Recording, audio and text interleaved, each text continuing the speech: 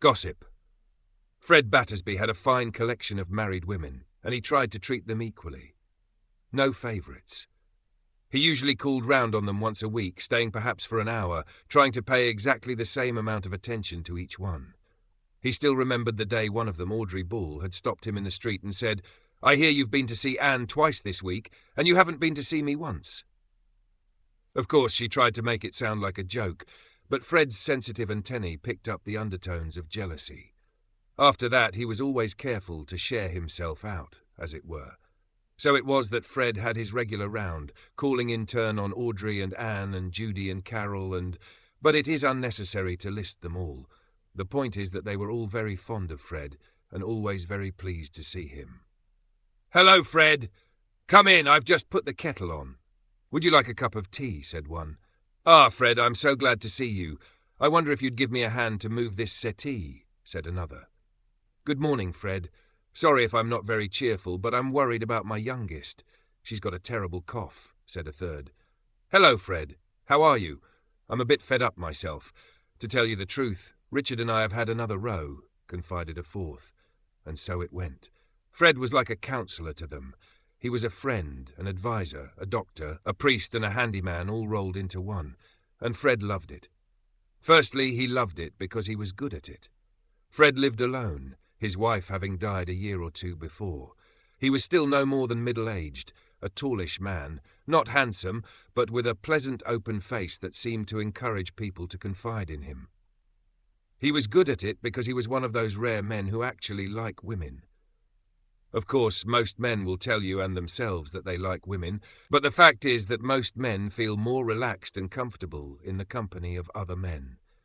They need women, certainly, as lovers and mothers and housekeepers and admirers, but on the whole they do not actually like them, probably because they do not really understand them. This is where Fred was different.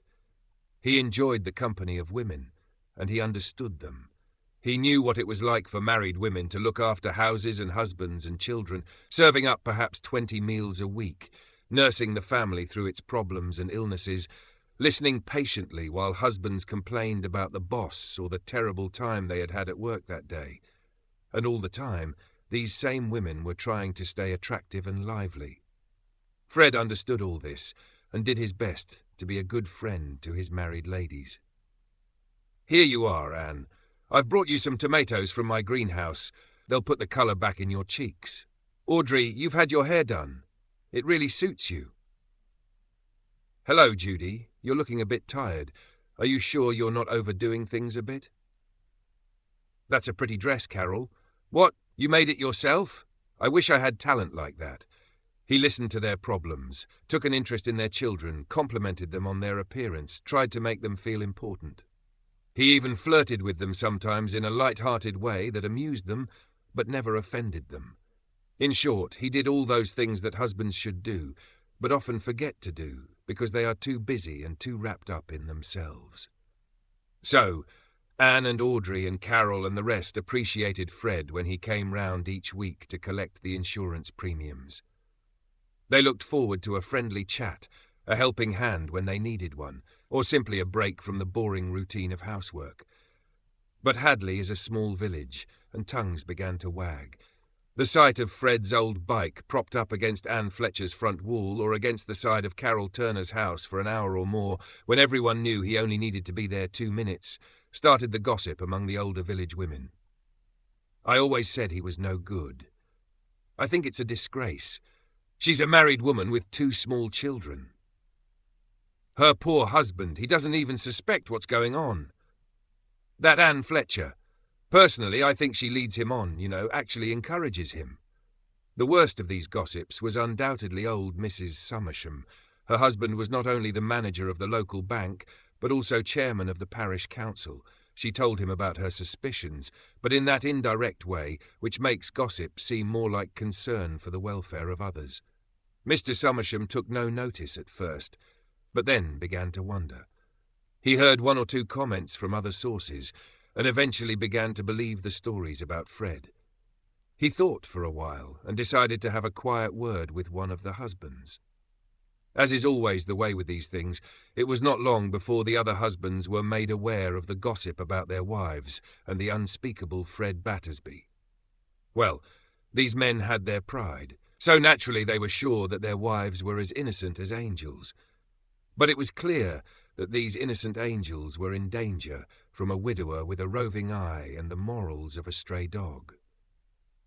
So the husbands of Carol Turner and Anne Fletcher and the rest began to get jealous or angry or sulky, and they began to say unkind things or to drop hints about Fred Battersby in the offhand way that people have when they don't want to look foolish but still want to have their way. Eventually, the smell of scandal reached too many noses, and something had to happen. Tired of Mrs. Summersham's references to the subject, Mr. Summersham decided to have another quiet word, this time with his old friend Porter, who happened to be the managing director of the insurance company that Fred worked for. Just a quiet word was enough. Fred lost his job shortly afterwards. He could feel the cold atmosphere around him, and before long packed his things and moved to another village several miles away. Mrs. Summersham clucked with satisfaction.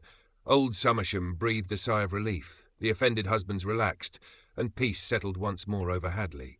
For a time, that is. But then the strangest things began to happen to Fred's married ladies. Not long after Fred's departure, Anne Fletcher had an affair, a real serious love affair, with an estate agent from Stamford. Then, a month or two later, Audrey Bull just got up one day and walked out on her husband. At about the same time, a rumour started going round that Carol Turner was getting a divorce. And by now, even the local postman was aware that Judy Smith was no longer sleeping in the same bed as her husband. At least, these were the kinds of rumours that reached even Fred Battersby, living in his little caravan in another village some miles away. Not that he took any notice of such stories. Fred's the sort of man who has always refused to listen to gossip.